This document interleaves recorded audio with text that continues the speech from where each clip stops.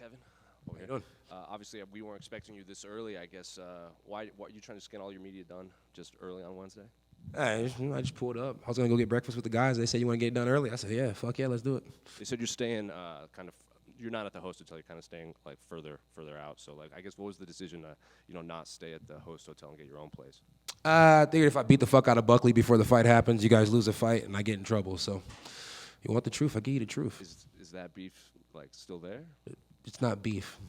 That motherfucker's chicken. What do you mean?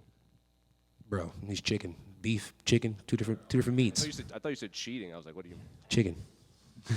Kind of to go off of that, before we get into your fight, Stephen Thompson gave us kind of a funny story where Joaquin Buckley was kind of pestering him for a fight on International Fight Week, and then you went to Stephen and said, like, oh, you can't beat up your grandkid because you said Stephen beat you, so yeah. And then you beat Joaquin Buckley, so that would make Stephen Thompson Joaquin Buckley's grandfather. Is that true? Yeah, for sure. Yeah. Plus, Buckley's annoying. And it's like, I don't understand why Wonder Boy would want to do that. Wonder Boy, at one point in time, he wanted somebody who was just going to strike with him. Buckley's not going to just strike with him. So, therefore, Wonder Boy's probably going to lose that fight. Fair enough. Fair enough.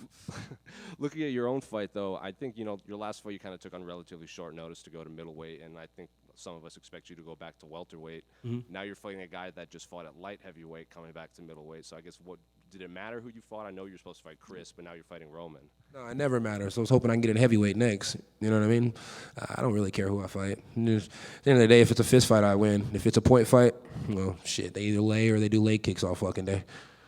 And I know when Chris originally pulled out, you put out that video and you're like, oh, fucking Chris, this and that, kind of tongue-in-cheek. But, like, were you bummed that you weren't going to get to fight Chris Curtis in Utah? Yeah, I wanted to beat the fuck out of Chris, for sure. Is there issues there, too, or is this... Nah, it just made sense. But now that you have Roman, do you like this matchup, too, or do you just want to beat the shit out of Roman, too? Nah, I'm beat the shit out of everybody.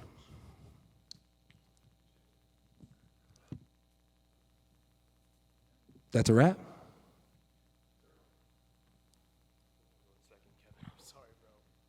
All right, I got a couple for you right over here. A win right here would be your second in a row in the middleweight division. You'd also move into somewhere around 10th in the rankings in that division. Is there anything that would make you want to go back down to 170? Any fights in particular? Yeah. So I was talking to the corner one day, right? And I was high as shit, and I was like, look, if I ever get to like a real title shot, I was like, and Bilal's still the champ, I'm instantly going down to 170 because Duplessis is a way better champ than Bilal is. You know what I mean?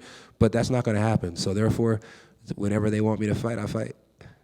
And you made your pro debut back in 2015. By 2018, you had 15 pro fights. You had gotten signed to the UFC. Fast forward to now, you're about to make your 23rd walk to the UFC octagon. Years from now, when it's all said and done, what message do you want to be left behind on your behalf? What do you want them to remember about the Trailblazer? I'm an active motherfucker. You know what I mean? It's like, at the end of the day, it's like I did a little electrical work before. My grandma and grandpa owned a janitorial business, so I understood the 9 to 5 and clocking in hours and getting done with the job to get paid. Half these people running around talking about we don't get paid enough, we don't get paid enough, we don't get paid enough. You don't even fight enough. It's like, at the end of the day, you want to get paid for shit that you don't do. Fucking sounds like a bum to me. So just remember, I wasn't the bum like the rest of these guys. And last one for me, Kevin. You're tied for the most fights since October of 2021. Do you take pride in the numbers, the statistics? Who's with me? I was trying to figure that out myself. Yeah, there's nobody with me. I think they're counting Kevin at 85 and Kevin at 70. There's nobody with me, bro. Nobody's been able to find it online. You can't find it. You got the answer, boss? Nobody? All right. There's nobody tied. All right, so that would mean you are number one. Yeah. Do you take pride in those kinds of things, or is this simply just you living out, your dreams? No, like I said, I had real jobs before this, so I understand activity. I understand, going to work so I can pay my bills, and I got a lot of bills. Respect to Alex, you know what I mean? Alex has done this and got the belt and stayed active. A lot of missions, and they're all successful missions. So, props to that. Me, I'm just active. Thank you, man. Mm-hmm. Kevin, you said DDP was a better champion than Bilal. I just wondered why you felt that. Was it skill-wise? Was it fighting style? What exactly? Fighting style. That fool's fun to watch. I don't like him, but he's fun to watch.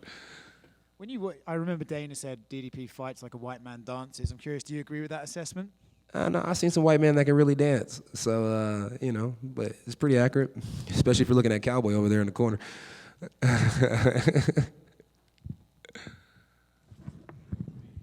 Yeah, just wanted your thoughts on the main event for 307 between Pereira and Roundtree. Same as everybody else. Yeah. Trying to be a nice guy this week, guys. You guys trying to make me talk about people. Hey, appreciate it.